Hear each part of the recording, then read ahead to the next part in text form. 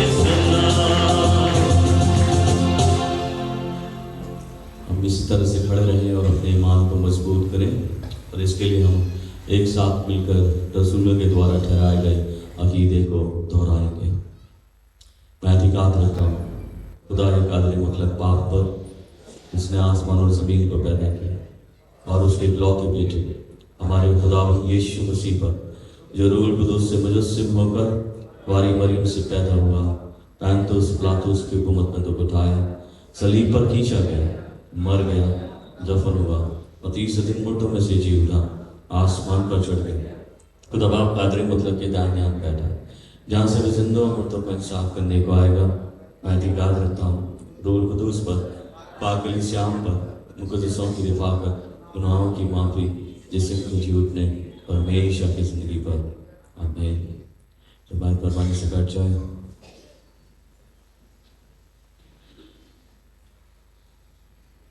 आइए हम सब एक बार फिर से अपने सिरों को प्रार्थना में झुकाएंगे। इससे पहले कि हम लोग प्रार्थना करें, उन लोगों के नाम जान लेते हैं जो इस वीक में अपने बर्थडे सेलिब्रेट कर रहे हैं, एनिवर्सरी सेलिब्रेट कर रहे हैं, और जो बीमार हैं उनके लिए प्रार्थना करेंगे। आज के दिन में हमारे अजीज भाई मिस्टर अनुभव दास का बर्थडे है।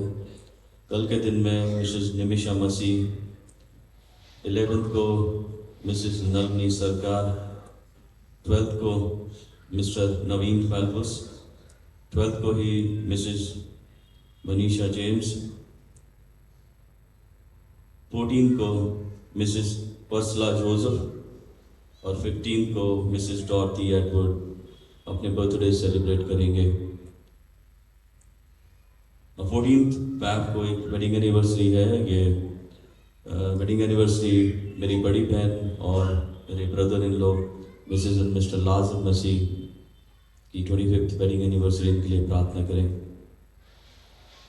जो बीमार हैं उनके लिए प्रार्थना करें। मिस्टर सी के साइमन जी के लिए प्रार्थना करें, उनकी स्पीडी रिकवरी के लिए। मिस्टर सुधीर कुमार रॉन्डल के लिए प्रार्थना करें, उनकी स्पीडी रिकवरी के लिए। उनकी सर्जरी सक्सेसफुल रही, क्रिटिकल कंडीशन में गए ज़रूर, लेकिन परमेश्वर उन्हें वहाँ से खींच कर बाहर निकाल के लेकर आए।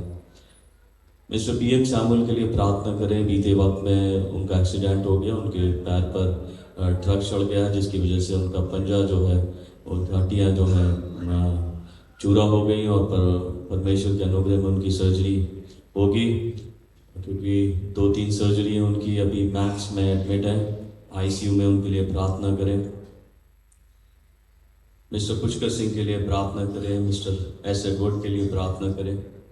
मिसेस बाबरा पॉल के लिए प्रार्थना करें। मिसेस रितु छिप्पर के लिए प्रार्थना करें। उनके किडनी के लिए प्रार्थना करें, खासतौर से डायलिसिस पे है, और प्रभु के अनुग्रह को मांगते हैं कि प्रभु की बेटी चंगी हो जाए।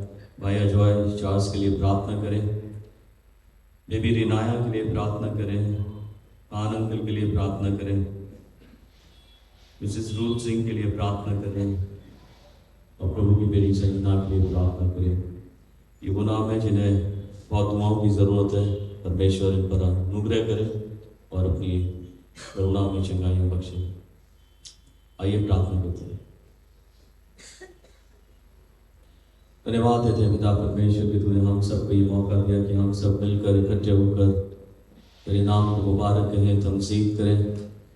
पिता परमेश्वर, हम अपनी ज़िंदगी के लिए शुक्रगुजार हैं क्योंकि हमने प्रभु जीवन पाया और प्रभु ये अनुग्रह हासिल किया कि हम तेरी उपस्थिति में बैठे हैं। पिता परमेश्वर, ताकि तेरी आशीषों को अपने जीवन के लिए ले सकें। प्रभु, इस इबादत के ऊपर तेरा कंट्रोल हो। हम अपने चर्च के लिए प्रार्थना करते हैं। पिता परमेश्वर, हमारे सभी कलीसिया के लोग, बुजुर्ग, बच्चे, जवान, स्त्रियां, पुरुष, सब प्रभु तेरे द्वारा आशीष पाएं, तेरे अनुग्रह से भरे जाएं। प्रभु, हर एक की ज़रूरतों को तू जानता है। पिता परमेश्वर, चाहे वो शारीरिक हो, चाहे संसारिक हो, चाहे मानसिक हो, चाहे पिता परमेश्वर आत्मिक हो, इन सारी ज़रूरतों को पूरा करें और हमें से हर एक को पिता परमेश्वर नेक भला इंसान बनाए। पिता परमेश्वर, कि हम हर एक बुराई से परे रहें और प्रभु अपने जीवन को प्रभु हमेशा आत्मिकता की ओर बढ़ाते रहें, तेरी निकटता को हासिल करते रहें। पिता, हम अपने हर एक विंग के लिए प्रार्थना करते हैं। Council committee, WSCS, Methodist man fellowship, Methodist youth fellowship, Sunday school board, fire. पिता परमेश्वर, सबको प्रभु अपने अनुग्रह में आशीषित करें, अनॉइंटिंग दें, अपने कामों के वास्ते इस्तेमाल करें। पिता परमेश्वर, हम अपने प्रभु मेथोडिस्ट चर्च इन इंडिया के लिए प्रार्थना करते हैं।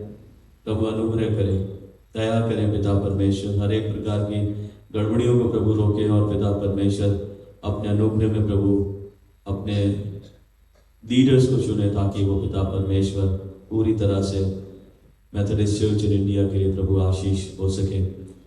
इस कलीसिया में, इस ऑर्गेनाइजेशन में बिशप्स हैं, पास्टर्स हैं, मिशनरीज हैं, इवेंजलिस्ट हैं, मेथोडिस्ट कलीसियाएं हैं, हेड्स ऑफ इंस्टीट्यूशंस हैं पिता परमेश्वर, डॉक्टर्स हैं, नर्सेज हैं पिता परमेश्वर, सबको प्रभु अपने अनुग्रह में इस्तेमाल करें ताकि उनके जीवन से एक जिंदा गवाही हो और पिता परमेश्वर हर एक जिंदगी प्रभु तेरी महिमा का कारण हो। पिता परमेश्वर, हम प्रार्थना करते हैं हमारे भारत देश के लिए, देश को प्रभु अपने अनुग्रह में ढांकें, उन्नति के रास्तों पर लेकर चलें। जो प्रभु तेरे द्वारा ठहराए गए मिनिस्टर्स हैं पिता परमेश्वर, लीडर्स हैं, उनको गाइड करते रहें ताकि वो प्रभु नगरवासियों के लिए उनकी व्यवस्थाओं को पूरा कर सकें और पिता परमेश्वर हर एक नगरवासी, देशवासी का प्रभु ख्याल रख सकें।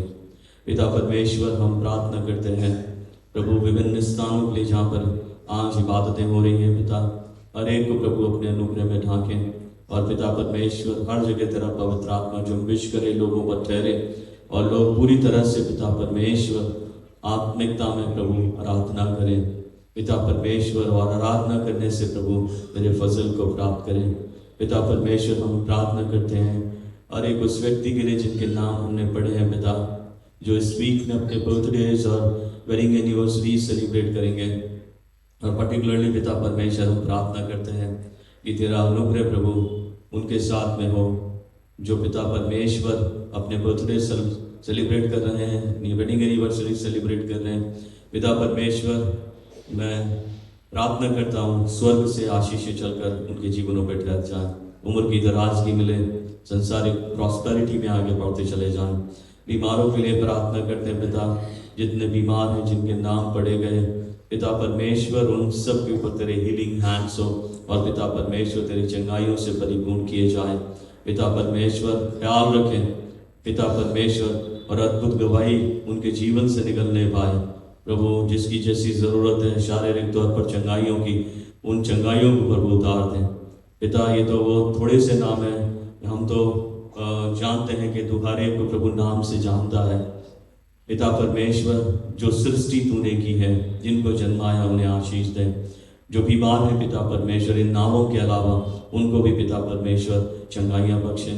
पिता परमेश्वर प्रभु, हम दोनों जोड़ों के लिए प्रार्थना करते हैं पिता परमेश्वर, जो वेडिंग एनिवर्सरी सेलिब्रेट कर रहे हैं, Mrs and Mr Yusuf Wilson ji, जो 13 तारीख को अपनी वेडिंग एनिवर्सरी सेलिब्रेट करेंगे, 14 को मिसेस एंड मिस्टर लाजर मसीह, उनको प्रभु आशीष दें और पूरी तरह से जो बुनियादी उसूल हैं घर के, उनमें बढ़ाते चले जाएं। पिता परमेश्वर, हम अपनी इस इबादत के लिए भी प्रभु प्रार्थना करते हैं, हर एक आराधक जो आज आराधना करने के लिए उपस्थित है, तेरी करुणा तेरी दया से भरा जाए, तेरी आशीषों से भरा जाए। तेरे बेटे और तेरी बेटियां पिता परमेश्वर इस पृथ्वी की जिंदगी में आगे बढ़े सरफराजी की ओर, और ये सब कुछ तेरे द्वारा हो। हमारा आराधना करना तुझे पसंद आए, हमारा पिता परमेश्वर वचन का सुनना, उस पर अमल करना तुझको पसंद आए और हमारे जीवनों के लिए आशीष का कारण बने। इसलिए पिता हम प्रार्थना करते हैं सारी चीज़ें अपने कंट्रोल में रखें और पिता परमेश्वर उन्हें पिता परमेश्वर कि सिर्फ और सिर्फ इस पृथ्वी पर तेरी इच्छा पूरी हो, हमारी जिंदगियों में, हमारे फैमिलीज में तेरी इच्छा पूरी हो और प्रभु तेरा राज्य आए।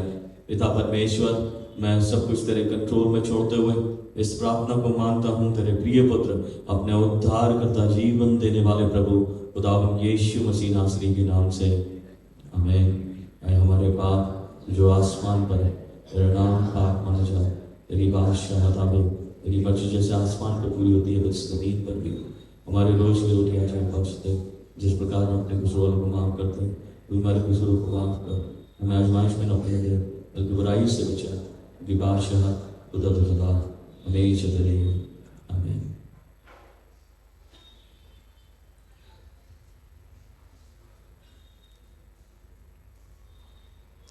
हम लोग बारी बारी से पढ़ने के लिए निकालेंगे सबक नंबर 13।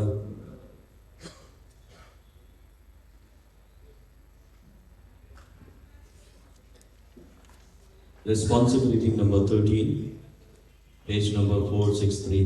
गीत की किताब में से रिस्पॉन्सिबिलिटी नंबर 13, पेज नंबर 463।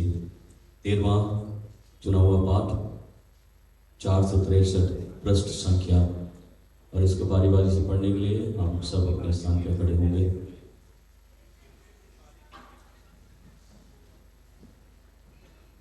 यीशु का नाम श्रेष्ठ है।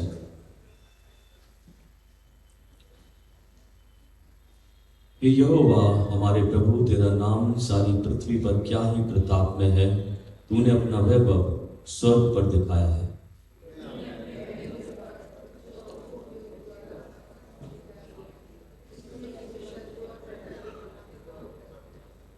जब मैं आकाश को जो तेरे हाथों का कार्य है और चंद्रमा और तारागण को जो तूने ठहराए देखता हूँ,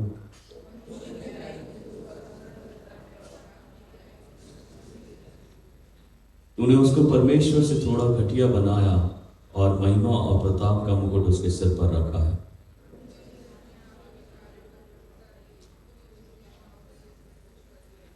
भेड़ बकरी और गाय बैल सब के सब और जितने वन पशु हैं,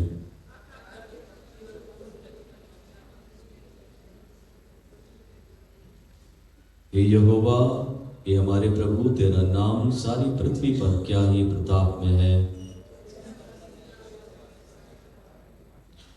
जिसने परमेश्वर के स्वरूप में होकर परमेश्वर के बराबर होना लूट ना समझा,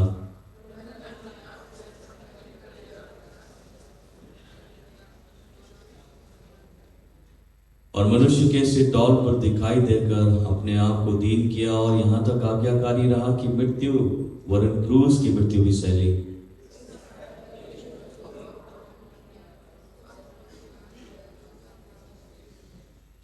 कि जो स्वर्ग में और जो पृथ्वी पर और जो पृथ्वी के नीचे हैं वे सब यीशु के नाम पर घुटना टेकें। साथ साथ पढ़ेंगे। और हमारे परमेश्वर पिता की महिमा के लिए हर एक जीव मान ले कि यीशु मसीह ही प्रभु है।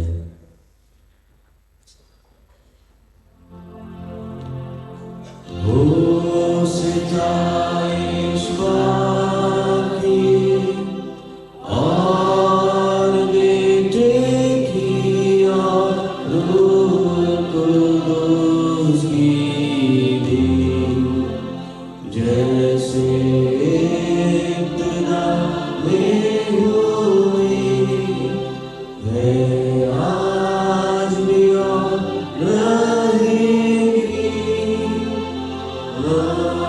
हमेशा तक।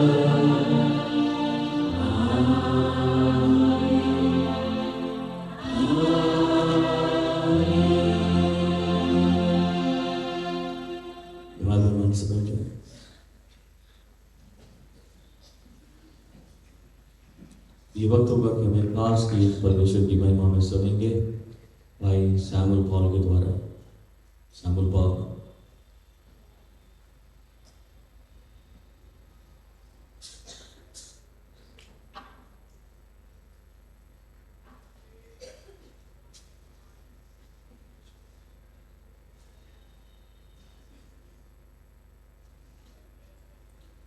इस गीत के बाद में हम लोग स्क्रिप्चर पोर्शन की तरफ चलेंगे और मैं चाहता हूँ कि कोई भी एक दिन बाइबल में से निकालें मत्ती की इंजील उसके चौथे चैप्टर को, उसकी पहली 4 आयतों को आज हम लोग स्टडी करने की कोशिश करेंगे।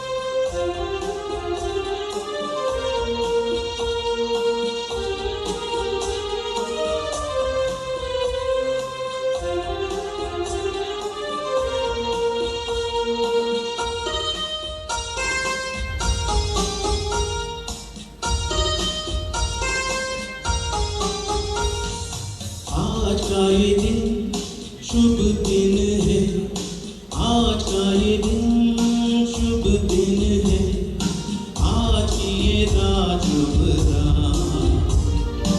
आओ हम करें प्यार से शुरू, प्यार के मसीहा की बात। तेरे लिए मेरे लिए आया है वो, सबके लिए। तेरे लिए मेरे लिए आया है वो, सबके लिए।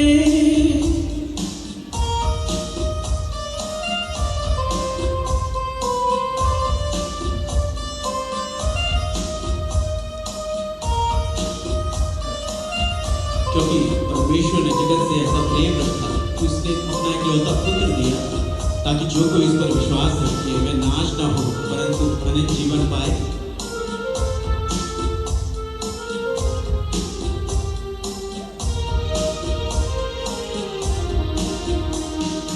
ऐसा प्यार देखा न कभी, ऐसा प्यार पाया न कभी, ऐसा प्यार देखा न कभी, ऐसा प्यार पाया न कभी।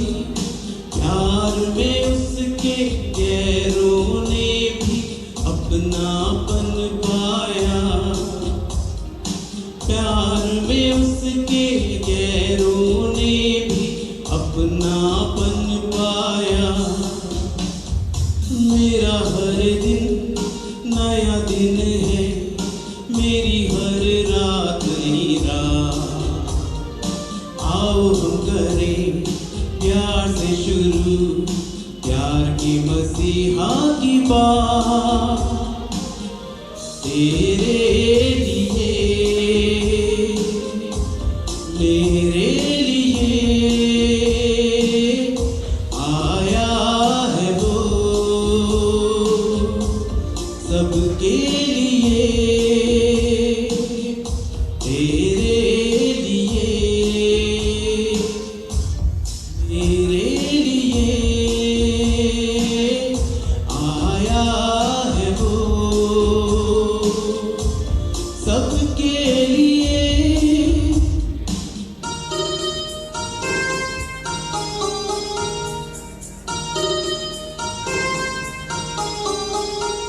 हे मेरे परमेश्वर यहोवा, तूने बहुत से काम किए हैं, जो आश्चर्यकरण और कल्पनाएं तू हमारे लिए करता है वह बहुत सी है, तेरे तुल्य कोई नहीं।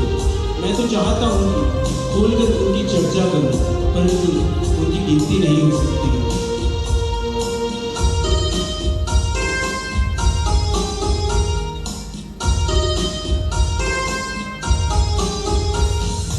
उसकी हर बात है मेरा जुनून, वही दिन रात है मेरा सुकून।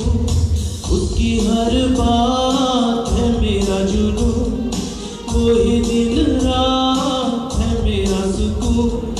प्यार मसीह का मेरी हिम्मत, प्यार मेरा साया। प्यार मसीह का मेरी हिम्मत, प्यार मेरा साया। हर कदम कदम वो है मेरे संग, हर जगह मसीह है मेरे साथ। आओ हम करें प्यार से शुरू, प्यार के मसीहा की बात। तेरे लिए मेरे लिए आया है वो, सबके लिए। तेरे लिए मेरे लिए आया है वो, सबके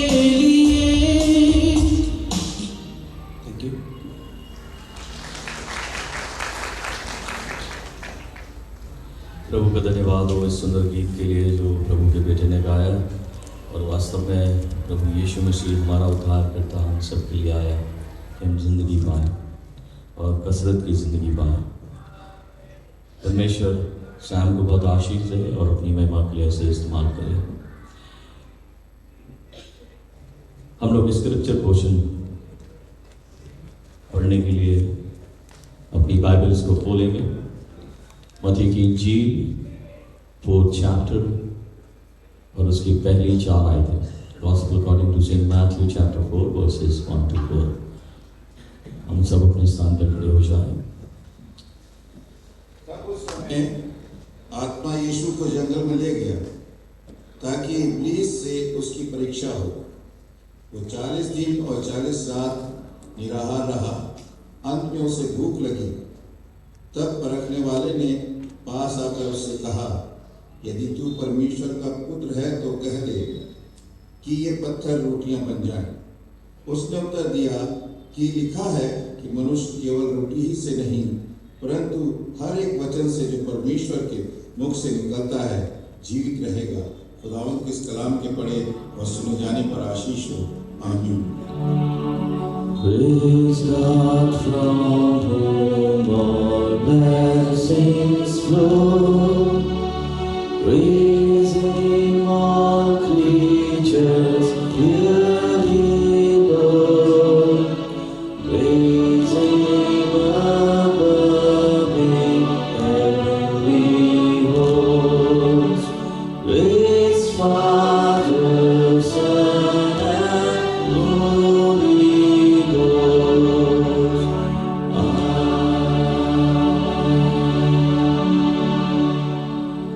Teman teman sepeda.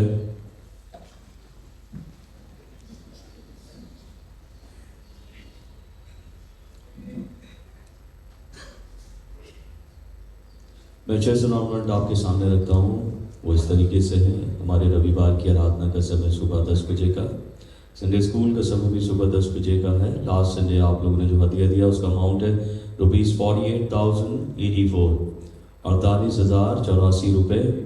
कुछ थैंक्स गिविंग ऑनलाइन परमेश्वर के सन्मुख रखी गई है। उन थैंक्स गिविंग को मैं प्रभु के सामने अर्पण करता हूँ। एक 4,000 रुपये के रूप में प्रभु के बेटे ने रखी, 2300 रुपये के रूप में प्रभु के बेटे ने रखी और 2,000 रुपये के रूप में परमेश्वर के सन्मुख यीशु को गुजारी बेटी ने रखी है। ये ऑनलाइन ट्रांसफ़र की गई है इसलिए हम इसको एक्नॉलेज करते हैं। और कुछ शुक्रगुजारियाँ प्रभु के सामने इस सुबह के वक्त में रखी गई हैं।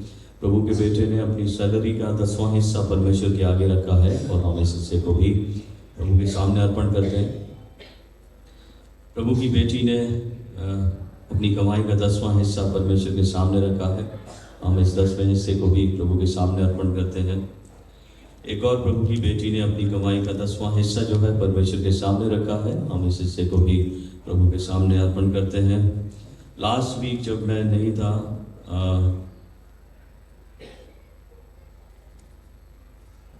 प्रभु के बेटे ने अपनी कमाई का 10वां हिस्सा 5,000 रुपये के रूप में रखा है और हम इसको प्रभु के सामने अर्पण करते हैं। एक और 10वां हिस्सा प्रभु की बेटी ने रखा है और इस 10वें हिस्से को भी हम परमेश्वर के सामने अर्पण करते हैं। प्रार्थना है कि प्रभु आशीष देवे।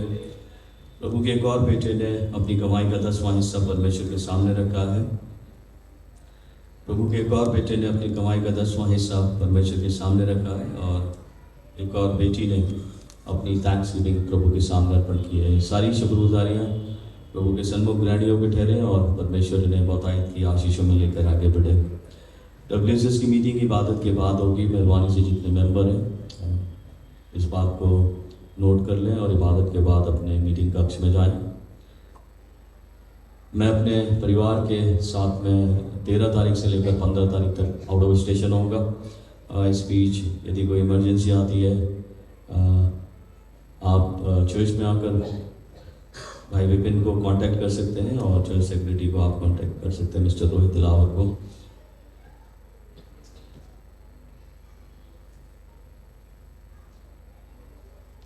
बीते वक्त में एक्चुअली मिसेस कुसुम मुथैया के साथ में जो है प्रभु की बेटी आया करती थी संडे स्कूल का बीबीएस लेने के लिए, जिनका नाम मिसेस नूरानी सिंह जो मेरठ की निवासी, वो बीते वक्त में एक्सपायर हुई। और आप में से कुछ लोग उन्हें जानते हैं, रिलेटिव्स भी हैं। हम उनकी शांति के लिए, उनके परिवार की शांति के लिए प्रार्थना करेंगे। और मैं आपको सूचित करता हूँ, कल रात में हमारे चर्च के मेंबर जो अपने बेटों के पास में दिल्ली में रह रहे थे, मिस्टर दिलावर डेविड, वो प्रभु में सो गए हैं। और चर्च के बाद उनकी इच्छा ये थी कि वो उनका अंतिम क्रिया विधि जो है देहरादून में की जाए। तो चर्च के बाद जो उनकी अंतिम क्रिया विधि होगी, तो आप में से जितने लोग जानते हैं और इस फ्यूनरल का हिस्सा होना चाहते हैं, आप इबादत के बाद डायरेक्ट चंदन नगर ग्रेवयार्ड में पहुंच सकते हैं, ताकि हम उन्हें पूरी तरह से प्रभु के सपोर्ट कर सकें और उनके लिए प्रार्थना कर सकें। अभी हम चर्च में दोनों दिवंगत आत्माओं के लिए प्रार्थना करेंगे। आइए प्रार्थना करें।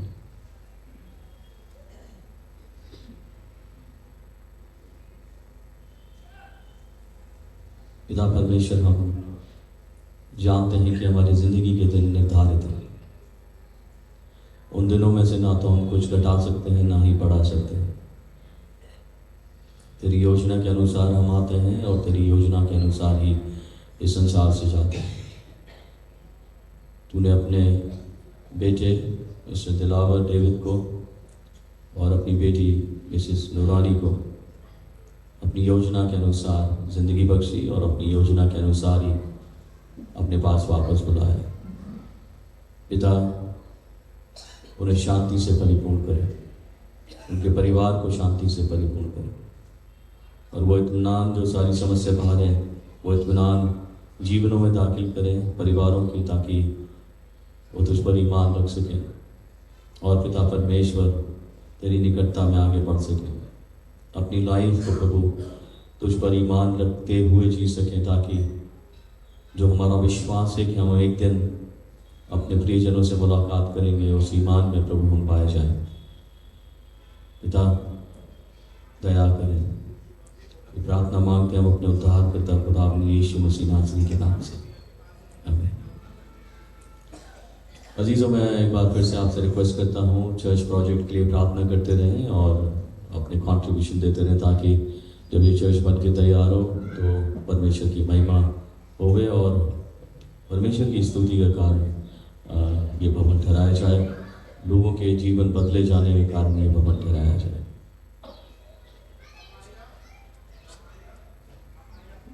इसके अलावा कोई विशेष सूचना नहीं है। यदि होगी तो हम खुदा के खाते में इतला करेंगे। मैं रिक्वेस्ट करता हूँ क्वायर से कि वो आए, परमेश्वर की महिमा करें।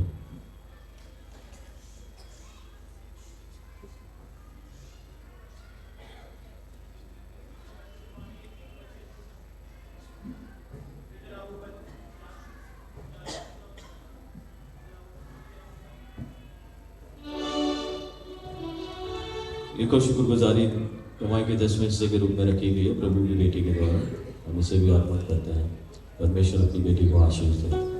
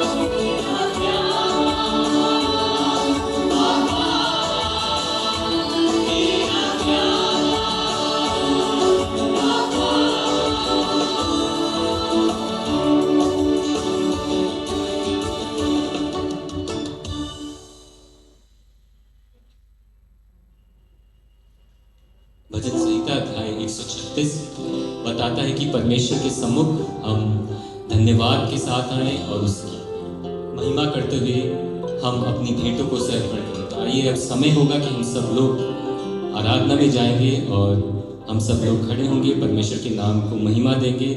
और आपके पास बहुत सारे कारण होंगे कि किस वजह से आप परमेश्वर को महिमा देना चाहते हैं, उसको धन्यवाद देना चाहते हैं। तो आइए हम सब लोग अपने गलों को खोलें, अपने हाथों का इस्तेमाल करें और मिल के हम सब लोग के गीत गाएंगे। प्रभु का धन्यवाद करूँगा, उसकी संगति में सदा रहूँगा, क्योंकि प्रभु का धन्यवाद करना और उसकी संगति में रहना बहुत ज़्यादा इम्पॉर्टेंट है आज के दिनों में, क्योंकि आजकल की अवस्था आप लोगों ने देखी है। इसलिए हम सब जितने भी विश्वासी जन हैं, आइए हम सब एक बार फिर से अपनी आवाज़ों को बुलंद करें, अपने गलों को खोलें और परमेश्वर को धन्यवाद दें।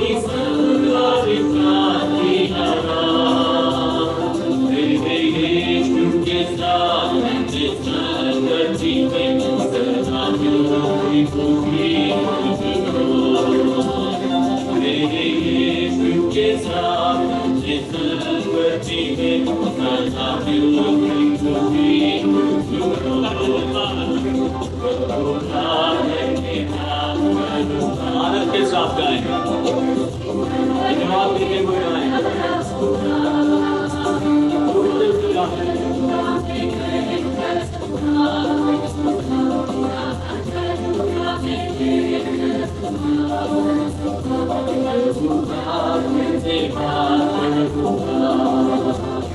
मेरी जिंदगी की हर परेशानी में खुद जाता है आत्मा का द्वार। हालेलुया। मेरी जिंदगी की हर परेशानी में खुद जाता है आत्मा का द्वार। कभी ना करूँगा, कभी ना बचूंगा, कभी ना कभी कभी ना डरूंगा, कभी ना बचूंगा, कभी ना कभी देखना पड़े। प्रभु का धन्यवाद करूंगा, उसकी संगति में सदा रहूंगा। साथ चलूंगा मैं चलूंगा, साथ चलूंगा मैं चलूंगा।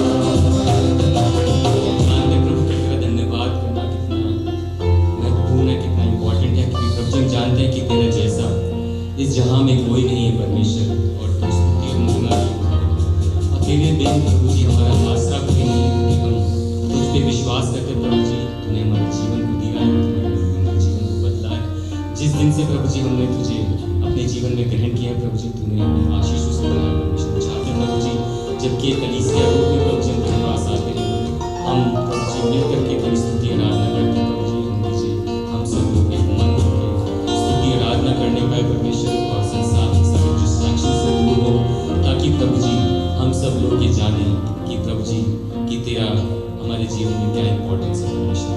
और जितना भी धन्यवाद और जितना भी भेंटे प्रभु जी मुझको दे वो कम होगा परमेश्वर, क्योंकि हम जानते हैं कि तुझसा तेरे जैसा प्रभु इस जहां में कोई नहीं, क्योंकि तू सर्वोपरि है, सर्वशक्तिमान है परमेश्वर। तू राजाओं को राजा, प्रभु का प्रभु है प्रभु जी। तू ऊंचे सिंहासन पर बैठा है परमेश्वर। हमारा विश्वास है प्रभु जी कि तू हम सबको प्रभु जी हर दिन नया देता है, कि हम सुबह उठकर तुझको धन्यवाद देंगे। हम मिलके गाएंगे तुझसा इस जहां में और कोई नहीं, दिन तेरे आसरा भेज यीशु हमारा कोई नहीं।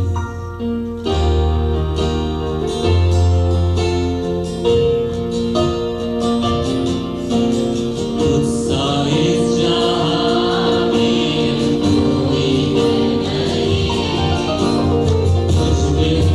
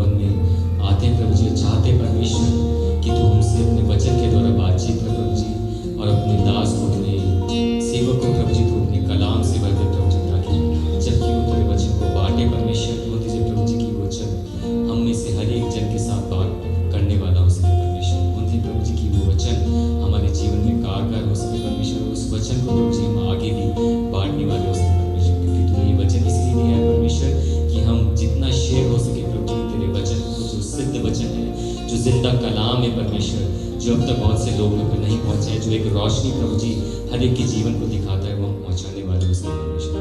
उनके प्रभु जी कलीसियाई रूप में जब भी हम एक मन में होके आता है परमेश्वर, हमारी सारी प्रार्थना विनती निवेदन प्रभु जी हम तेरे चरणों में रखते हैं परमेश्वर, और चाहते हैं प्रभु जी कि हम एक कलीसिया रूप में प्रभु जी बढ़ने पाए परमेश्वर। जब भी प्रभु जी तेरे भवन का निर्माण होता है प्रभु जी, जिस प्रकार से बहुत से लोगों ने अपने कॉन्ट्रीब्यूशन को दिया है, बहुत से हाथ प्रभु जी यहाँ पे लगे हैं जो इस कार्य को करते हैं प्रभु जी, उन सब हाथों को प्रभु जी तू ब्लेस कर प्रभु जी। इसी रीति से प्रभु जी तू हमारे जीवन को बना परमेश्वर, हम टूटे हैं प्रभु जी, तू उसे सवार प्रभु जी, अपनी चाक पे रखे प्रभु जी, हमारे बर्तन को प्रभु जी तू सवार परमेश्वर।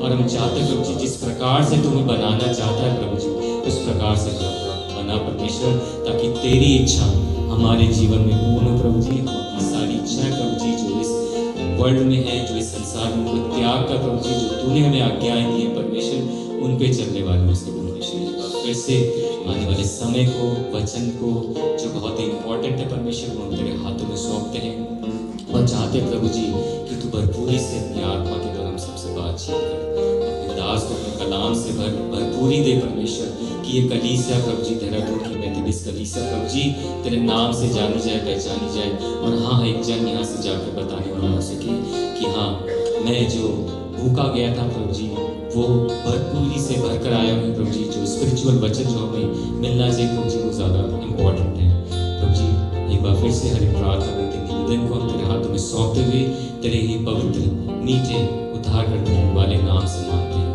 आमीन। मेहरबानी से बैठिए।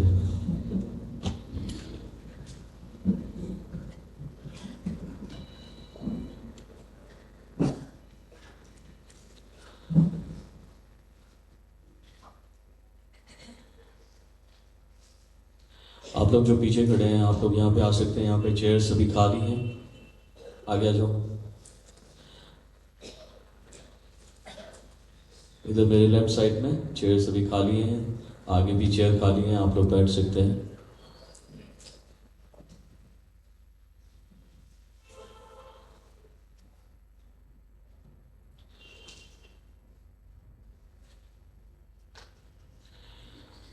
ओके, हम लोग पवित्र शास्त्र बाइबल को खोल कर रखें और ये वक्त है कि हम लोग फिर से पवित्र शास्त्र के टेक्स्ट को मेडिटेट करने पाए। जो लास्ट संडे हम लोगों ने मेडिटेट किया था और उसका पर्टिकुलरली फर्स्ट वर्स हमने मेडिटेट किया था, जब आत्मा यीशु को जंगल में ले गया ताकि इब्लीस से उसकी परीक्षा हो। तो हमने पीछे सीखा था Jesus was anointed with the Holi spirit of God, he was led by the spirit of God, he was guided by the spirit of God. और वो ऐसा जो डिवाइन नेचर है, उसका जो डिवाइन पर्सनैलिटी, उसे मेंटेन करके रखा, और इसलिए मेंटेन करके रखा because he was born by the spirit of God. यदि हम अपने डिवाइन नेचर को मेंटेन करके रखना चाहते हैं और उस डिवाइन नेचर में आगे बढ़ना चाहते हैं, तो प्रभु यीशु मसीह को टीचिंग्स को याद रखें। We need to be born with the spirit of God, क्योंकि जब तक हम परमेश्वर की आत्मा से जन्म नहीं लेंगे तब तक परमेश्वर की आत्मा की अगुवाई में नहीं चल पाएंगे। हमने बहुत सारी चीज़ें पीछे पिछले संडे में सीखी थी, लेकिन मैं उसको सबको रिपीट नहीं करता। अगर आपने नोट्स बनाए हैं तो आप स्टडी कर सकते हैं। और आज हम सेकेंड वर्स को देखेंगे, सेकेंड थर्ड फोर्थ वर्स को। अगर मौका लगेगा तो मैं कंप्लीट करने की कोशिश करूँगा, नहीं तो फिर हम लोग नेक्स्ट टाइम इस टेक्स्ट को और स्टडी करेंगे, क्योंकि एक लेंथ इसमें है और सीखने की योग्य बातें हैं। और अगर हम सीखने की योग्य बातें अपने जीवन में डालना चाहते हैं तो इसको बहुत ही डीपली स्टडी करना बहुत ज़रूरी है। सेकेंड वर्स में लिखा हुआ है कि वह 40 दिन 40 रात निराहार रहा तब उसे भूख लगी। ये सेकेंड वर्स है। और जब आप इस पर्टिकुलर सेंटेंस को देखते हैं, वह 40 दिन 40 रात निराहार रहा, मतलब वो एक एब्सोल्यूट फास्टिंग में है। कौन? प्रभु यीशु मसीह। एब्सोल्यूट फास्टिंग मैं इसलिए कह रहा हूँ क्योंकि उसने ना तो भोजन किया ना ही पानी पिया, और एब्सोल्यूट फास्टिंग उसने इस पृथ्वी पर रखी मनुष्य होने के नाते। ये एब्सोल्यूट फास्टिंग आपको ओल्ड टेस्टामेंट में मिलेगी। 40-40 का जो आंकड़ा है आपको बाइबल में कई बार देखने को मिलेगा। अगर आप एक्सोडस स्टडी करेंगे, एक्सोडस उसके 34 चैप्टर को और पर्टिकुलरली 28 वर्स को, वहाँ पे मोजेस के बारे में लिखा हुआ है कि मोजेस 40 दिन 40 रात परमेश्वर के साथ में रहा और उसने ना तो कुछ खाया और ना ही कुछ पिया। और ऐसा उसने एक बार नहीं किया, उसने कई मर्तबा किया। अगर आप देखेंगे तो ट्वाइस, थ्राइस, और उसके बाद भी मोजेस जो है 40-40 के पीरियड में परमेश्वर के साथ में रहा है। ठीक है। और अगर आप 24 एक्सोडस निर्गमन के 24 चैप्टर को उसकी 18 वर्स को पढ़ेंगे, वहां पे भी मोजेस के बारे में लिखा है कि वो 40 दिन 40 रात परमेश्वर के साथ में रहा। इनफैक्ट जब आप डिटरोनॉमी पढ़ेंगे, व्यवस्था विवरण उसके 9th चैप्टर को जब आप स्टडी करेंगे, तो वहां पे मोजेस खुद डिक्लेयर कर रहा है कि वो कितनी बार 40-40 बार परमेश्वर के सामने रहा है। 9वें पद में, 18वें पद में, 25th वर्स में जब आप देखोगे तो वहां पे मोजेस के बारे में पर्टिकुलरली दिया गया। लेकिन मोजेस की फास्टिंग क्यों है 40 दिन की? सवाल ये खड़ा होता है। अगर मैं मोजेस की बात कर रहा हूं तो मैं सबसे पहले ओल्ड टेस्टामेंट को रिलेट करना चाहता हूं, इससे पहले कि मैं जीसस की फास्टिंग को रिलेट करूं, प्रभु की फास्टिंग को रिलेट करूं हम अपने जीवन से। तो मोजेस की फास्टिंग में क्या खास बात है? याद रखना, मोजेस की फास्टिंग में है मीटिंग विद गॉड। हालेलुया। 40 दिन 40 रात उसकी मीटिंग किसके साथ में है? परमेश्वर के साथ में। किसी मनुष्य के साथ में उसकी मीटिंग नहीं है, किसी मनुष्य के साथ में उसका वार्तालाप नहीं है, किसी मनुष्य के साथ में उसका रहना नहीं है। 40 दिन 40 रात कंटिन्यूस वो परमेश्वर के साथ में मुलाकात कर रहा है। दूसरी जो 40 दिन की फास्टिंग का मेन रीजन है मोजेस के पास में, receiving the divine revelation from God. Hallelujah. Fasting में जाने वाला मोसेस जो है परमेश्वर के द्वारा उस डिवाइन रेवलेशन को ले रहा है जो मनुष्य की लाइफ को डिसिप्लिन करे, मनुष्य की लाइफ को परमेश्वर के अनुग्रह से भरे, मनुष्य की लाइफ को जो है आशीषित करे। और इसलिए ये खुदा का बंदा, परमेश्वर का बेटा परमेश्वर के साथ मीटिंग में है, और मीटिंग इसलिए हो रही है ताकि वो रिसीव कर सके उस डिवाइन रेवलेशन को जो परमेश्वर की तरफ से आता है। और इतना ही नहीं, वो बार बार लगातार कंटिन्यूस फास्टिंग में गया है, और उसकी एक फास्टिंग इस बात का प्रतीक है, ही वॉज आस्किंग फॉरगिवनेस। वो लोगों के लिए क्षमा मांगने के लिए 40 दिन 40 रात निराहार रहा है। somebody से हालेलुया। अगर किसी ने गलती की है ना, जिस बड़ी भीड़ को वो लीड कर रहा है और वो बड़ी भीड़ बलवा कर रही है, परमेश्वर के अगेंस्ट में जा रही है, तो लीडर का क्या काम है? मोसेस इस बात को बता रहा है, लीडर का क्या काम है? लीडर जो है अपने लोगों के लिए परमेश्वर के सन्मुख प्रार्थना में जाता है।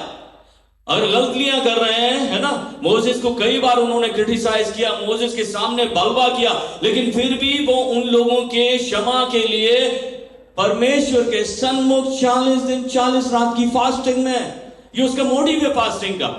ठीक है, समझ में आ रहा है? मोसेस के पास मोटिव है परमेश्वर से मुलाकात करने का। मोसेस के पास मोटिव है कि वो परमेश्वर के सामने खड़े होकर उस डिवाइन रेवलेशन को प्राप्त करे। मोसेस के पास मोटिव है कि वो लोगों के पापों की क्षमा के लिए परमेश्वर से प्रार्थना करे। अगर आप और आगे पढ़ेंगे तो पहले राजाओं की किताब उसके 19th चैप्टर को जब आप स्टडी करेंगे, वहां पर दूसरी फास्टिंग आपको मिलेगी 40 दिन की, जो एलाइजा ने रखी है। 40 दिन की फास्टिंग एलाइजा ने की है। लेकिन उसकी फास्टिंग में क्या है, उसका मोटिव क्या, उसकी फास्टिंग का मोटिव क्या है? वो कंटिन्यूस परमेश्वर के डायरेक्शन में जा रहा है, परमेश्वर की ओर बढ़ रहा है ना। हौरेब पर्वत पर चढ़ता चला जा रहा है जहां पर परमेश्वर की प्रेजेंस है ना। उसका मोटिव है कि वो भूखे प्यासे चलते हुए परमेश्वर की प्रेजेंस को हासिल करे, है ना। उसके पर्पस में मीटिंग विद गॉड शामिल है ना। उसके सामने एक जो मोटिव है वो ये है कि वो परमेश्वर की गाइडेंस को अपनी लाइफ के लिए ले सके, और उस गाइडेंस को पाने के लिए वो परमेश्वर के समीप जा रहा है, निकटता में जा रहा है, फास्टिंग में जा रहा है। ठीक है, तो ये एलिया की फास्टिंग है कि वो परमेश्वर से मुलाकात करना चाहता है और परमेश्वर से अपनी लाइफ के लिए, अपनी मिनिस्ट्री के लिए गाइडेंस लेना चाहता है। अभी जब आप और ओल्ड टेस्टामेंट को स्टडी करेंगे तो वहाँ पर आपको योना की किताब मिलेगी, और योना की किताब के 3rd चैप्टर को जब आप स्टडी करेंगे, योना ने नीनवे नगर का राउंड लगाया, एक दिन पूरा प्रचार किया और प्रचार करके ये संदेश दिया कि परमेश्वर इस नगर को पलटने वाला है। नीनवे के लोगों ने कितने दिन की फास्टिंग किया है? बोलिए, 40 दिन की फास्टिंग, 40 रात की फास्टिंग कंटिन्यूस। वो परमेश्वर से अपने पापों की क्षमा मांग रहे हैं। उनके पास मोटिव है, वो फास्टिंग करने का एक मोटिव है। वो अपने पापों की क्षमा मांग रहे हैं, जो मिसडूइंग्स हुई है उन्होंने रियलाइज किया है कि हम जो है परमेश्वर के अगेंस्ट में गए, उसकी इच्छा के विरोध में गए। वो रियलाइज कर गए उन वचनों को सुनकर कि हम दिन प्रतिदिन परमेश्वर की इच्छा के विरुद्ध चलते गए, इसलिए वो 40 दिन 40 रात की फास्टिंग में एंटर कर गए। उनके पास मोटिव है, वो परमेश्वर से रेस्टोरेशन मांग रहे हैं, है ना। तो वो अपने रेस्टोरेशन के लिए, अपनी फॉरगिवनेस के लिए जो परमेश्वर की तरफ से मिलता है, वो फास्टिंग में एंटर की उनके पास मोटिव है ना। लेकिन बाइबल में मेंशन नहीं है, मैं आपको बस रियलाइज कराना चाहता हूं। जब आप जूइश स्क्रिप्चर तोरा पढ़ेंगे, उसका एक पोर्शन है जिसको बोलते हैं मिशपतिम। जूइश स्क्रिप्चर है और उसका एक पोर्शन है मिशपतिम, और उसमें 2 लोगों के विषय में दिया गया है। हम मोजेस के बारे में जानते हैं, 40 दिन की फास्टिंग की है, करेक्ट। जोशुआ के बारे में जानते हैं?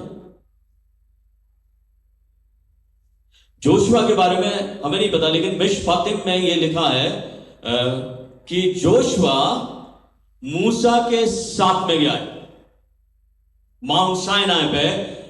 इसका जिक्र जो है इसमें एक्सोडस में भी आपको मिलेगा। जब आप एक्सोडस उसके 32 चैप्टर उसकी 17 वर्स को पर्टिकुलरली स्टडी करेंगे तो वहां पे लिखा है मोसेस और जोशुआ परमेश्वर की कॉल पर दोनों एक साथ गए। मोसेस के साथ में जोशुआ रह रहा है। जोशुआ इसलिए रह रहा है क्योंकि वो लीडरशिप के गुण सीखना चाहता है, उस गुरु से सीखना चाहता है ना। उस अनॉइंटिंग को जो मोसेस के पास में है वो हासिल करना चाहता है। और उनमें डिफरेंस क्या है?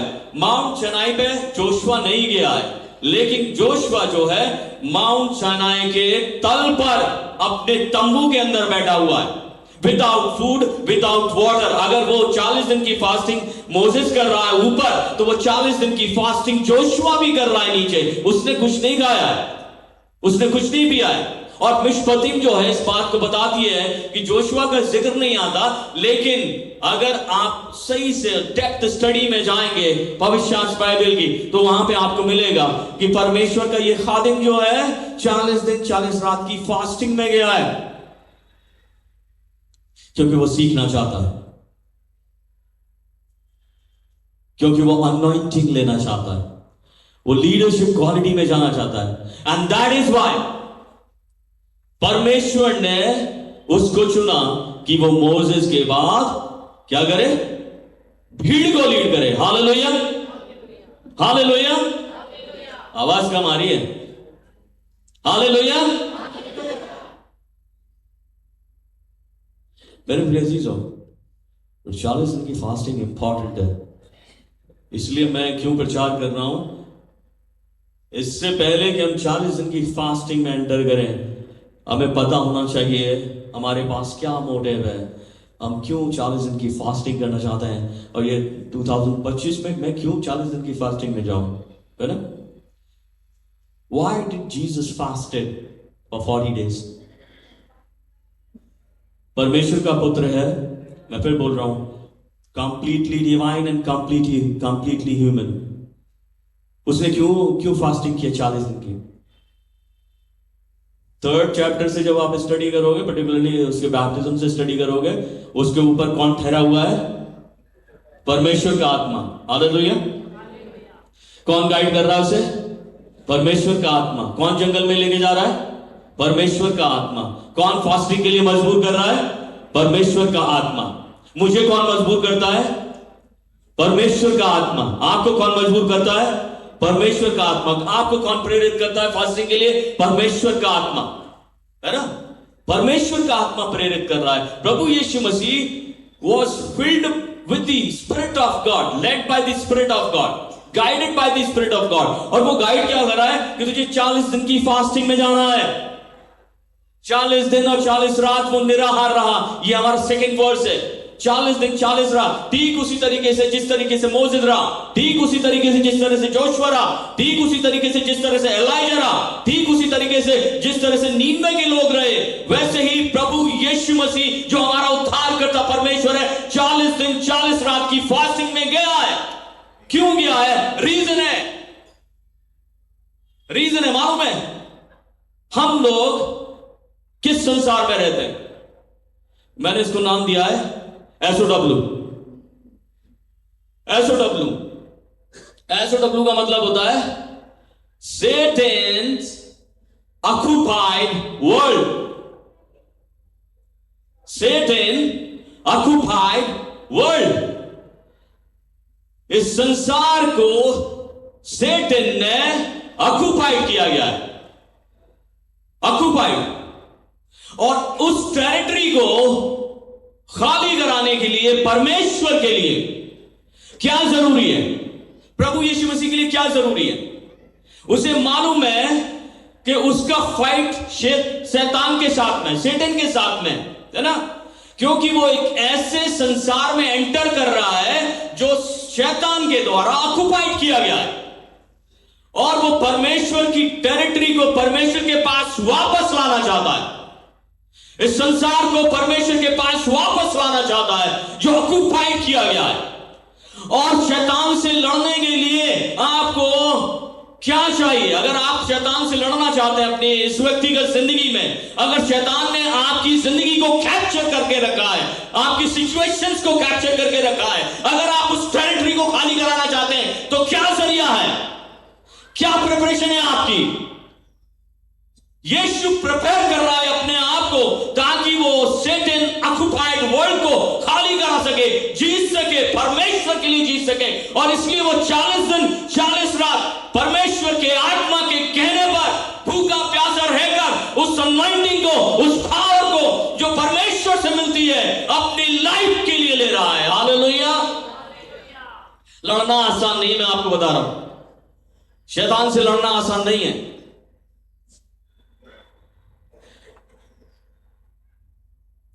प्रभु यीशु मसीह की खास बात यह है कि वो इस बात को जानता है। क्या मैं और आप इस बात को जानते हैं? सवाल यह खड़ा होता है, क्योंकि मैंने 4-5 रीजन दिए थे, उनमें से एक रीजन मैं आपको बता दिया कि क्यों यीशु मसीह फास्टिंग पे गया, क्योंकि वो इस ऑक्युपाइड वर्ल्ड को जो खाली कराना चाहता है, परमेश्वर के लिए जीतना चाहता है। दूसरा रीजन है to prepare himself for public ministry।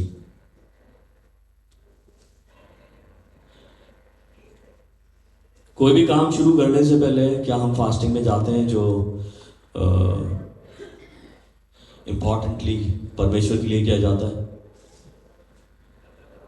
Public ministry, या मैं कहूँ, अगर मैं अपने इस बात को अपनी लाइफ को देखूं, अपने इस मिनिस्ट्री सेशन को देखूं, सेक्शन को देखूं, तो परमेश्वर ने इस बात के लिए चुनाव दिया है कि मैं पब्लिक मिनिस्ट्री करूं, मतलब लोगों के साथ में उस मिनिस्ट्री को अंजाम दूं।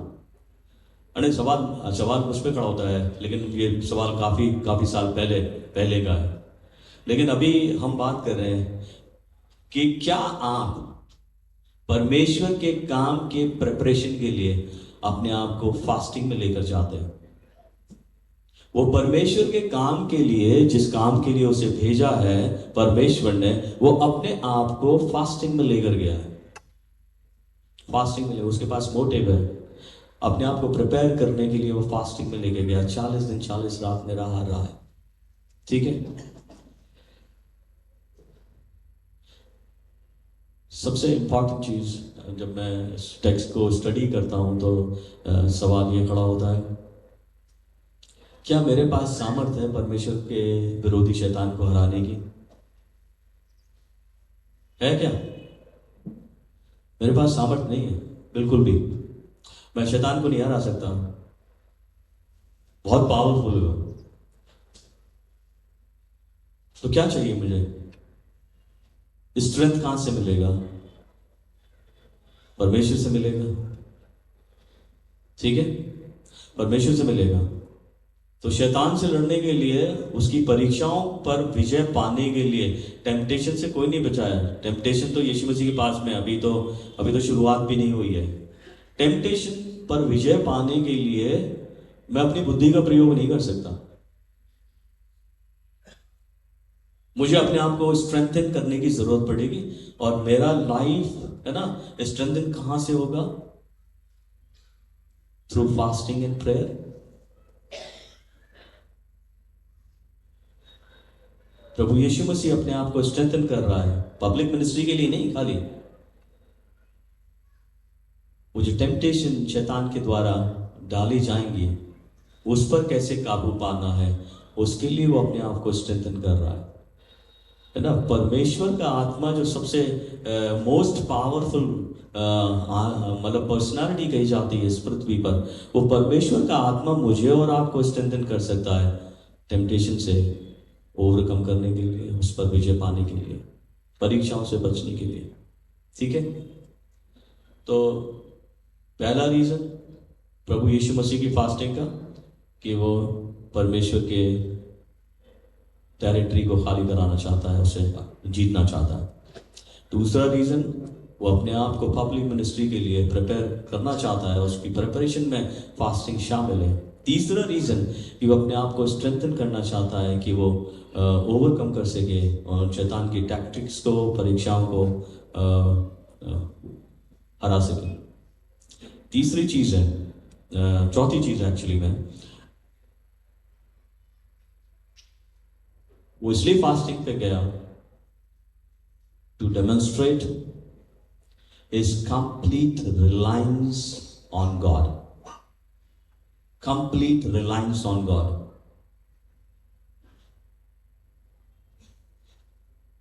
मैंने अपने आप से सवाल पूछा, क्या मैं अपने प्रभु की तरह अपने परमेश्वर पर कंप्लीट रिलायंस करता हूं, या कंप्लीटली उस पर रिलाय करता हूं? भरोसा है परमेश्वर पर? यस और नो? कंप्लीट है? डाउटफुल है? चेक करके देखना। कंप्लीट नहीं है। यीशु मसीह की फास्टिंग का सबसे इंपॉर्टेंट चीज है, उसने डेमोन्स्ट्रेट करके दिखाया कंप्लीट रिलायंस। मैं अभी आपको प्रूव करके बताऊंगा। कंप्लीट रिलायंस ऑन गॉड, है ना। ये प्रभु यीशु मसीह का मोटिव है, वो दिखा सके लोगों को कि देखो मैं परमेश्वर के ऊपर कंप्लीटली रिलाय करता हूं। और पांचवा जो रीजन मैंने लिखा, setting an example for the followers to privilege और टू प्रायोरिटाइज, है ना, ऐसे लिखा है, to prioritise spiritual discipline over physical need.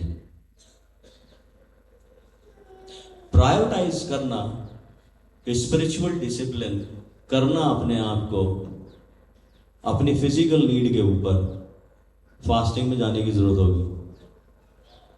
परमेश्वर को प्रायोरिटाइज करना, अपने आप को स्पिरिचुअली डिसिप्लिन करना, फास्टिंग में जाने की जरूरत होगी। उसने पूरी तरीके से एक एग्जाम्पल सेट करके दिखाया है कि देखो मैं एक एग्जाम्पल सेट कर रहा हूं अपनी फास्टिंग के थ्रू, और ये एग्जाम्पल आपके सामने रहेगा। और ये टेक्स्ट अगर लिखा गया है तो ये एक एग्जाम्पल है मेरे और आपके लिए कि मैं किस तरीके से अपने आप को स्पिरिचुअली डिसिप्लिन कर सकता हूं। We are not spiritually discipline people. हम लोग जो है स्पिरिचुअली डिसिप्लिन पीपल नहीं है ना। स्पिरिचुअलिटी से तो हम बहुत दूर भागते हैं, तो अपने आप को स्पिरिचुअली डिसिप्लिन नहीं कह सकते। हम स्पिरिचुअल लाइफ से बहुत दूर भागते हैं, मैं अपने आप को स्पिरिचुअल डिसिप्लिन नहीं कह सकता। लेकिन फास्टिंग एक ऐसा जरिया है जिसमें हम अपने आप को स्पिरिचुअली डिसिप्लिन करते हैं, और यीशु मसीह अपने आप को स्पिरिचुअली डिसिप्लिन कर रहा है। ये 5 रीजन है प्रभु यीशु मसीह के फास्टिंग के। अभी सवाल मैं आपके सामने रखता हूं, why 40 days only? Why not 41? Why not 50? 40 दिन क्यों? यीशु मसीह ने 40 दिन क्यों डिसाइड किया?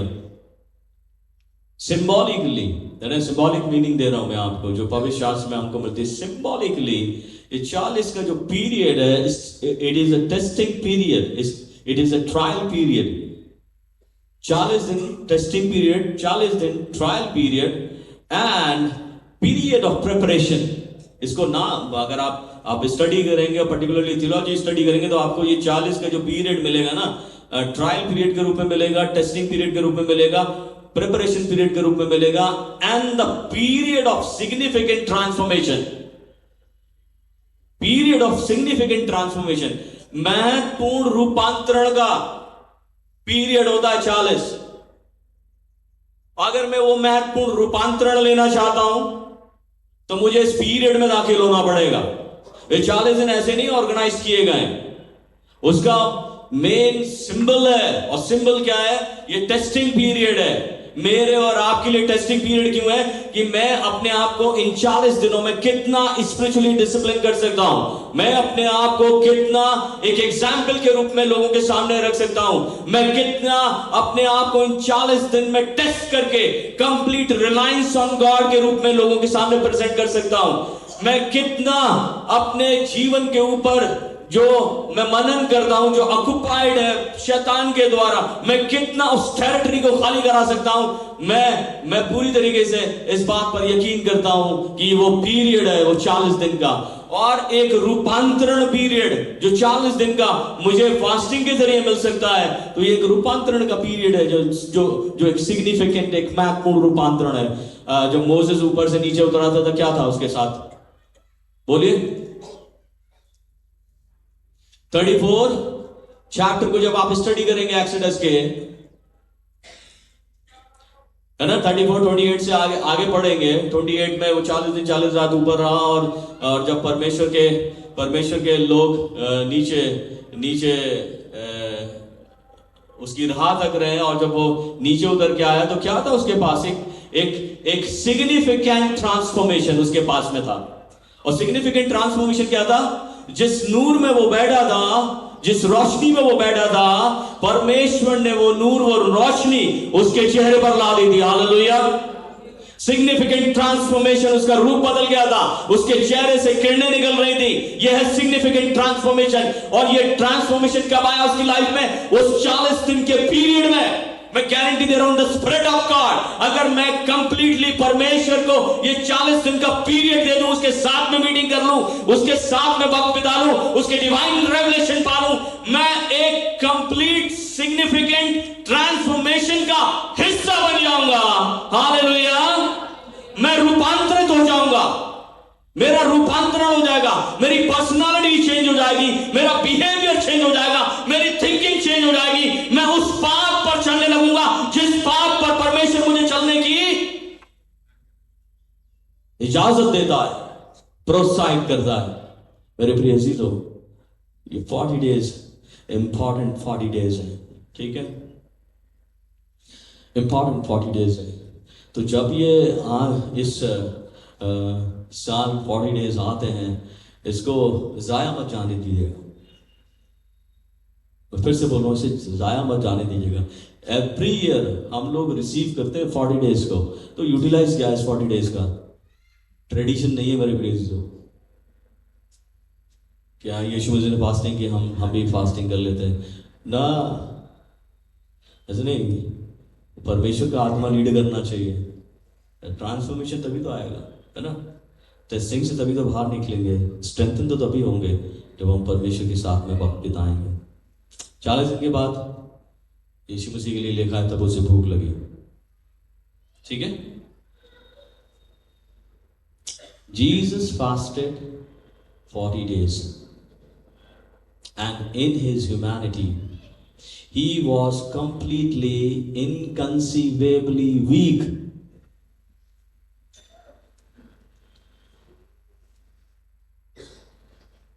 इमेजिन कर सकते हो कितना वीक होगा यीशु मसीह? ये सुनो, 40 दिन अगर किसी को खाना ना दिया जाए, किसी को पानी ना दिया जाए, कितना वीक होगा वो? इमेजिन हो सकता है?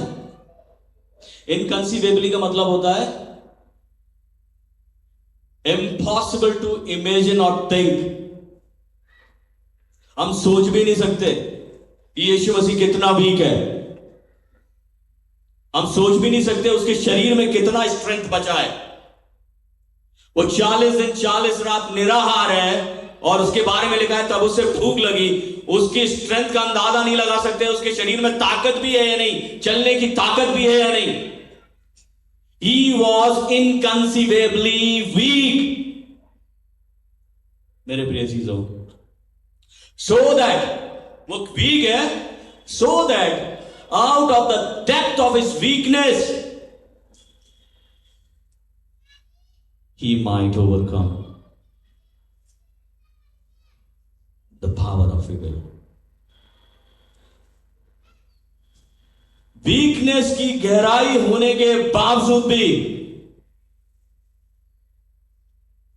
उसने डेमोन्स्ट्रेट करके दिखाया कि वो उस एविल वन की पावर पर ओवरकम कर सकता है, उससे छुटकारा पा सकता है, उससे पार जा सकता है। हालेलुया।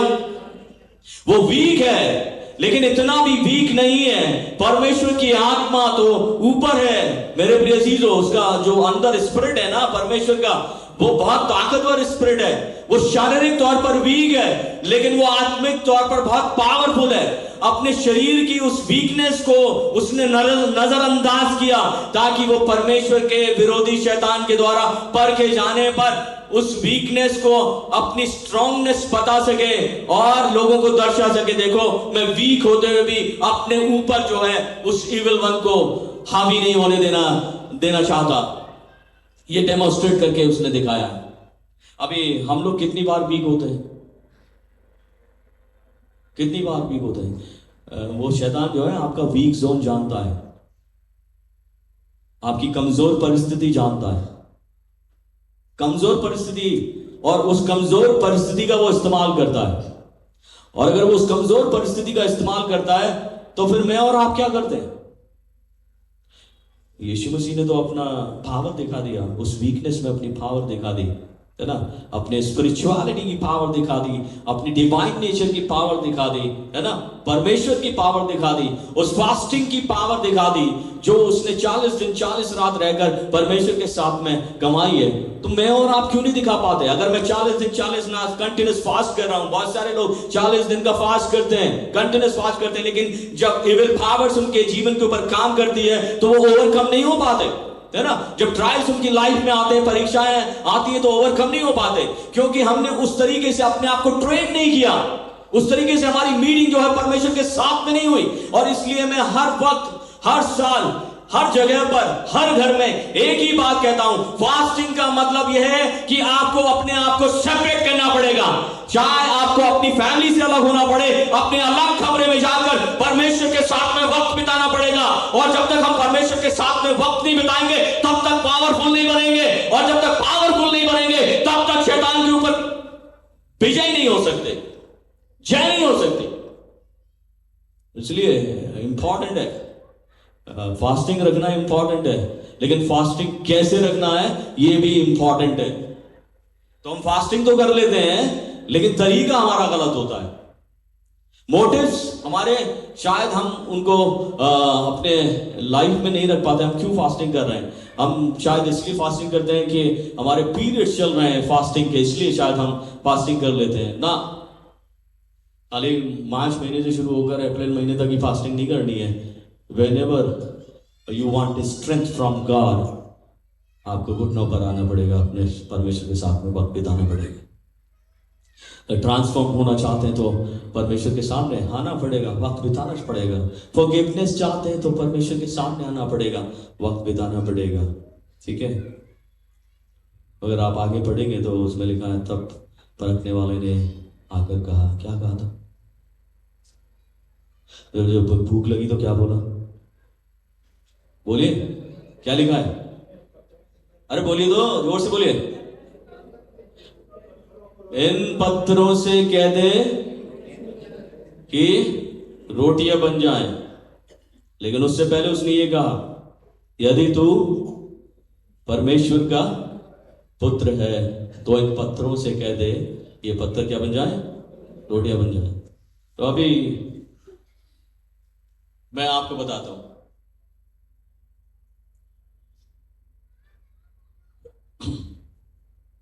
शैतान हमेशा आपके सामने ऑल्टरनेटिव्स रखेगा। ऑल्टरनेटिव्स, आप चर्च जा रहे हैं, आपका मन कर रहा है चर्च जाने का, तभी आपके सामने एक और ऑल्टरनेटिव डाल देगा। तो और ऑल्टरनेटिव जब हमारी लाइफ में आते हैं, ठीक है, शैतान हमेशा ऑल्टरनेटिव डालेगा। ठीक है, यीशु मसीह के सामने उसने ऑल्टरनेटिव डाले। ऑल्टरनेटिव है ये, उसे भूख लग रही है, उसकी भूख रोटी से मिटेगी, वो ये जानता है, लेकिन उसके सामने क्या डाल रहा है? वो ऑल्टरनेटिव डाल रहा है। बेटा तेरे पास तो ऑल्टरनेटिव है, तू तो पावरफुल व्यक्ति है, तू उन पत्थरों से कह दे क्या गए, रोटियां बन जाए। तो ऑल्टरनेटिव्स हमारे सामने आते हैं, कदम कदम पे ऑल्टरनेटिव्स आते हैं। अगर हम स्पिरिचुअल लाइफ बिताना चाहते हैं तो तुरंत एक ऑल्टरनेटिव आएगा। स्पिरिचुअल लाइफ में क्या रखा है? ऑल्टरनेटिव आएगा, है ना, हमेशा। ठीक है, और ऑल्टरनेटिव के साथ में वो कंप्रोमाइजेस डालता है। कंप्रोमाइजेस हमारे सामने ऑफर करता है, कंप्रोमाइजेस। आपको कंप्रोमाइज करना पड़ेगा, इसके साथ में कंप्रोमाइज कर लोगे तो आपकी लाइफ बेहतर हो जाएगी। कंप्रोमाइज, अगर हम कंप्रोमाइज कर लेते हैं तो समझ लेना सैटेनिक टैक्टिक्स में फंस गए। अगर ऑल्टरनेटिव पकड़ लेते हैं तो समझ लेना सैटेनिक टैक्टिक्स में फंस गए, है ना, ये उसका एजेंडा है। अभी कल मैं प्रचार कर रहा था हस्बैंड वाइफ के ऊपर, और हस्बैंड वाइफ जो है परमेश्वर के किंगडम को रिप्रेजेंट करते हैं, है ना, और शैतान का अटैक कहां पे होता है? परमेश्वर के किंगडम पे होता है ना, फैमिली पे होता है। फैमिली पे वो अटैक करता है, उसको डिस्ट्रॉय करने की कोशिश करता है, उसे ऑक्युपाइड करने की कोशिश करता है, तोड़कर जो है ऑक्युपाइड कर ले, है ना। अभी हमारे सामने क्या कर रहा है? वो फैमिलीज के सामने क्या कर रहा है? इंडिविजुअल के सामने क्या कर रहा है? इंडिविजुअल के सामने भी डिस्ट्रॉय करने की कोशिश कर रहा है। यीशु मसीह का क्या डिस्ट्रॉय करने की कोशिश कर रहा है? उसके व्यक्तित्व को डिस्ट्रॉय करने की कोशिश कर रहा है, उसके स्पिरिचुअल नेचर को डिस्ट्रॉय करने की कोशिश कर रहा है, ऑल्टरनेटिव डाल के। मेरे सामने ऑल्टरनेटिव्स हैं और मैं उन ऑल्टरनेटिव्स की तरफ चला जाता हूं, और ऑल्टरनेटिव्स अगर मैंने पकड़ लिए शैतान के, तो मैं अपनी स्पिरिचुअल लाइफ में हमेशा कमजोर होता चला जाऊंगा। अगर मैंने कंप्रोमाइज कर लिया तो मैं कमजोर होता चला जाऊंगा। मुझे वीक पे वीक, दिन प्रतिदिन वो करता चला जाएगा। मेरे प्रिय अजीजों, मेरा कंप्रोमाइजेस वो इसलिए डालता है ताकि मैं जो है अपने आप को सेटिस्फाई कर सकूं, जो मेरी नेचुरल डिजायर है ना, वो मेरी सारी पूरी होती चली जाए। ये मेरे कंप्रोमाइजेस हैं। आज की डेट में कैसे काम चलेगा? एक और चीज मैं बता रहा हूं, यीशु मसीह के ऊपर उसने अटैक किया, उसकी आइडेंटिटी के ऊपर। आइडेंटिटी उसकी क्या है? सन ऑफ गॉड। क्या उसकी आइडेंटिटी? Sun of God. और उसने उसकी आइडेंटिटी पर अटैक किया, सन of God. You can not be the sun of God. Attack है, अटैक है। अभी मैं आपसे पूछता हूं, मेरे और आपकी आइडेंटिटी क्या है? बोलिए, are you son of God और नॉट? बोलिए, बहुत थोड़ा सा ऐसे मेल कम है क्या? एक साथ डॉटर से पूछता हूं, are you daughters of God? That is your identity. और शैतान इसी आइडेंटिटी पर अटैक करेगा। शैतान की अटैक आइडेंटिटी के ऊपर है। आप परमेश्वर के पुत्र नहीं हो सकते, आप परमेश्वर की बेटियां नहीं हो सकते, जबकि स्क्रिप्चर ये कहता है, यीशु मसीह का बलिदान ये कहता है कि उसने खून देकर खरीद लिया है ना, और उस पर विश्वास करने के वसीले से मैं और आप परमेश्वर के पुत्र और पुत्रियां बन गए। तो ये मेरी आइडेंटिटी है, परमेश्वर में आइडेंटिटी है। तो अटैक कहां करेगा परमेश्वर का विरोधी? मेरी आइडेंटिटी को खराब करेगा। Just remember that. वो यीशु मसीह की आइडेंटिटी को खराब कर रहा है ऑल्टरनेटिव डाल के। तो परमेश्वर के लोगों, सावधान हो जाओ। अगर कोई ऑल्टरनेटिव आता ना, संसारिक ऑल्टरनेटिव आता है, संसारिक कंप्रोमाइजेस आते हैं, मेरे प्रिय अजीजों सावधान हो जाना, है ना, क्योंकि वो आपकी आइडेंटिटी पर अटैक करने वाला है। वो आपकी आइडेंटिटी छीनना चाहता है। अदन की वाटिका में उसने क्या किया था? बोलिए, आइडेंटिटी डिस्ट्रॉय कर दी थी। क्या आइडेंटिटी थी? Adam was created in the image and likeness of God. वो आइडेंटिटी थी उसकी। डिस्ट्रॉय कर दी उसने। मेरे और आपकी आइडेंटिटी को भी वो डिस्ट्रॉय करना चाहता है। बी केयरफुल, ठीक है। मैं फिर कहता हूं, यीशु मसीह ने अपनी स्ट्रेंथ का इस्तेमाल नहीं किया, उसने अपनी स्ट्रेंथ का इस्तेमाल नहीं किया, उसने काय का इस्तेमाल किया? जो ऑल्टरनेटिव्स थे, जो कॉम्प्रोमाइजेस थे, जो आइडेंटिटी पर अटैक था, उसके लिए उसने अपनी स्ट्रेंथ का इस्तेमाल नहीं किया, but he used the word of God. Hallelujah, he used the word of God, है ना। उसने वो सही तरीका ऑल्टरनेटिव्स के ऊपर, कंप्रोमाइजेस के ऊपर, आइडेंटिटी अटैक के ऊपर डाला, है ना। Use the word of God. अपनी स्ट्रेंथ का इस्तेमाल नहीं किया, अपने समझ का भी सहारा नहीं लिया कि मैं इसको इस बुद्धि से हरा दूं, इस तरीके से हरा दूं, कुछ नहीं। उसने सिंपली उस पावरफुल वेपन का यूज किया जो परमेश्वर का वचन है। तो क्या करना चाहिए? परमेश्वर के वचन में सामर्थ्य है कि नहीं? बोलिए हाँ या ना। परमेश्वर के वचन में सामर्थ्य है, सबसे पावरफुल वेपन है। अगर आप ऑल्टरनेटिव्स को काटना चाहते हो, यूज द वर्ड। शैतान के और कॉम्प्रोमाइजेस को काटना चाहते हो, use the word. Identity attack को काटना चाहते हो, यूज द वर्ड। और वर्ड तभी यूज होगा जब आप इसको याद कर लोगे, अदरवाइज बच नहीं पाएंगे। इसको याद करना बहुत इंपॉर्टेंट है, इसको मेडिटेट करना बहुत इंपॉर्टेंट है।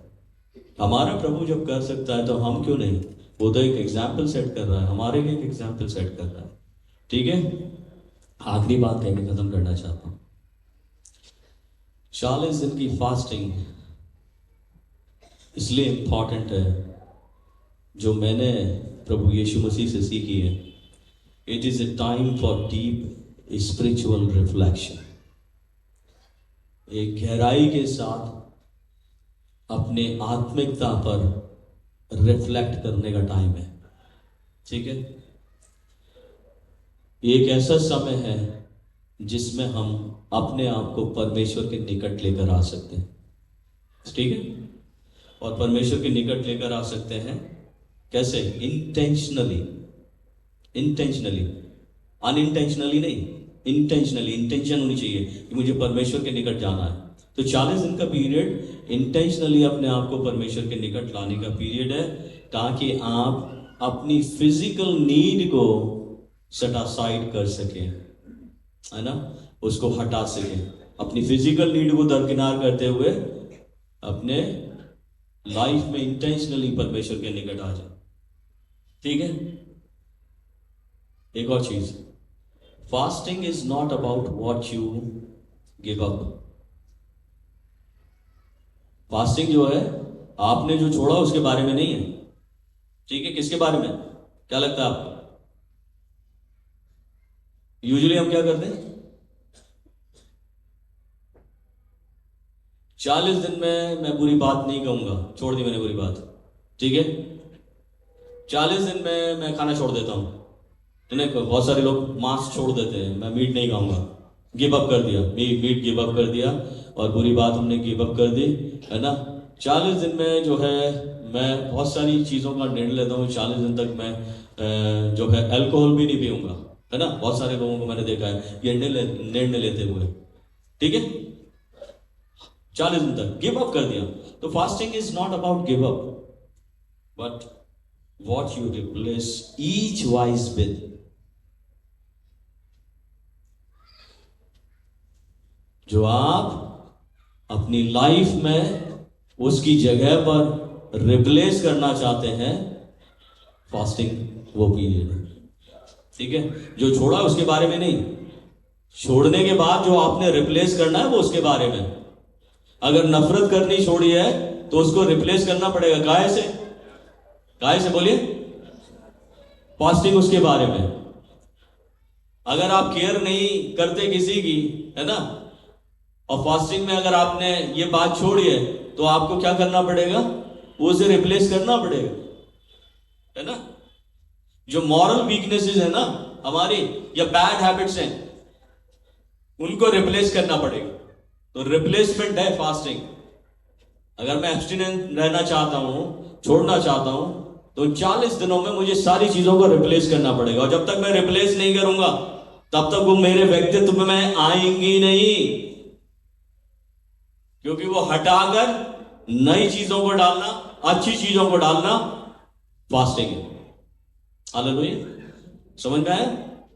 तो यीशु मसीह के लाइफ में 40 दिन 40 रात अच्छी चीजें आई हैं, उसने रिप्लेस किया है ना? उसने रिप्लेस किया है पूरी तरीके से, अपने आप को स्ट्रेंथन किया। उसके अंदर कोई बुरी बात नहीं है, उसने और अपने आप को और अच्छाई के साथ आगे बढ़ाया है, मजबूती के साथ आगे बढ़ाया है। मेरे प्रिय अजीजों, अगर प्रभु कर सकते हैं, ह्यूमन होकर, मैं फिर से बोल रहा हूं, मैं और आप ही दो ही बने। आखिरी सवाल, क्या आप तैयार हैं फास्टिंग के लिए? क्या परमेश्वर से मिलने के लिए तैयार हैं? क्या अपने आप को स्ट्रेंथन करने के लिए तैयार हैं? क्या आप सिग्निफिकेंट ट्रांसफॉर्मेशन के लिए तैयार हैं? यस? परमेश्वर आप सबको आशीष दे और अपनी महिमा के लिए इस्तेमाल करें। प्रार्थना करेगा।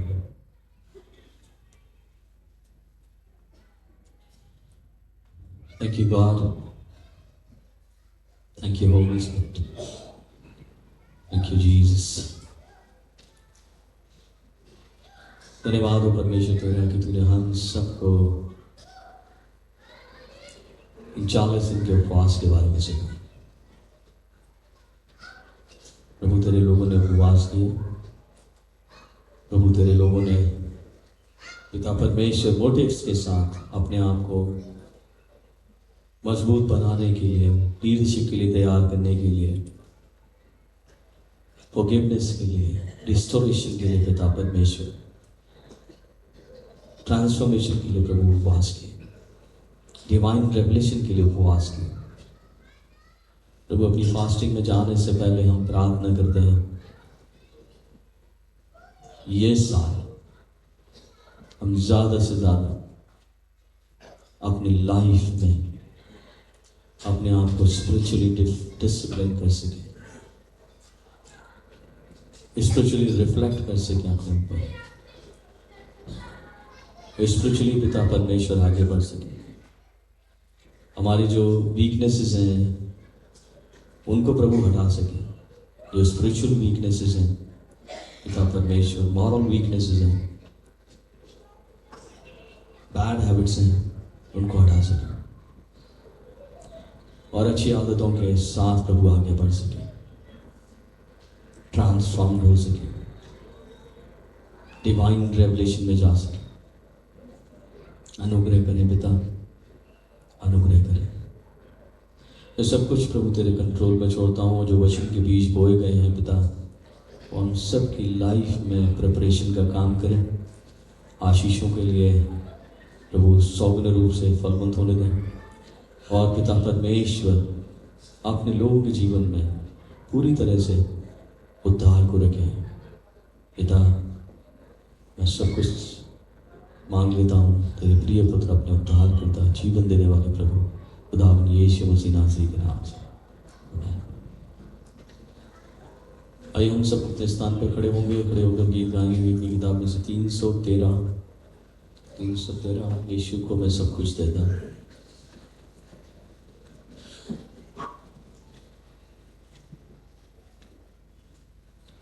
और जिस वक्त ये गीत गाया जाता है, अशर्स आज के हदिये को लेंगे।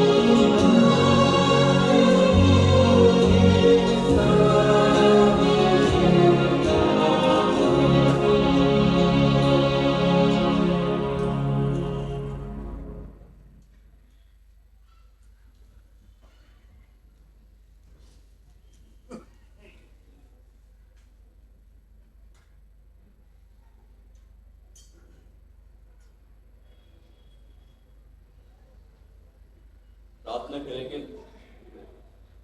धन्यवाद देते हैं पिता परमेश्वर कि हमको एक बार फिर से अवसर मिला कि हम प्रभु की हुजूरी में आशीषों के हिस्से को भेंट के रूप में अर्पण कर सके। प्रभु इसे स्वीकार है तो तेरे लोगों ने प्रभु भेंट के रूप में दिया है।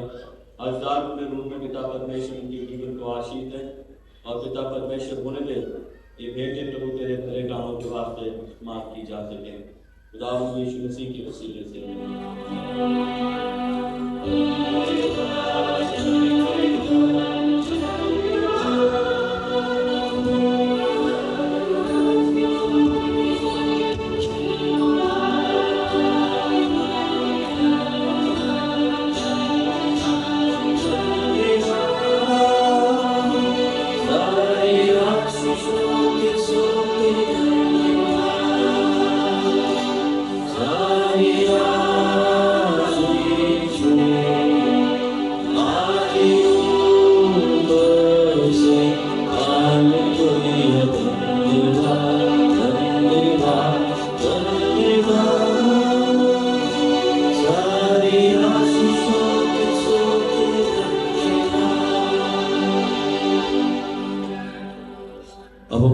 यीशु मसीह का अनुग्रह, परमेश्वर पिता का प्रेम और पवित्र आत्मा की सहभागिता हम सबके साथ में, जितने आज इस आराधना में शरीक हुए, सबके परिवारों के साथ में, खुदा से मोहब्बत रखने वाले हर एक व्यक्ति के साथ में, उसके हुक्मों की पैरवी करने वालों के साथ में, हर एक विश्वासी जन के साथ में, सेंट्रल मैथोडिस्ट चर्च देहरादून की कलीसिया के एक सदस्य एक परिवार के साथ में, और हमारे सभी ऑनलाइन आराधक उनके फैमिलीज के साथ में आपसे लेकर हमेशा तक होती रहे।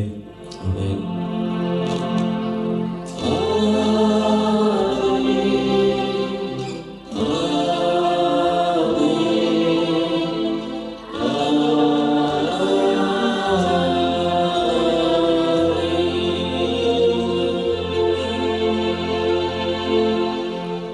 God bless you.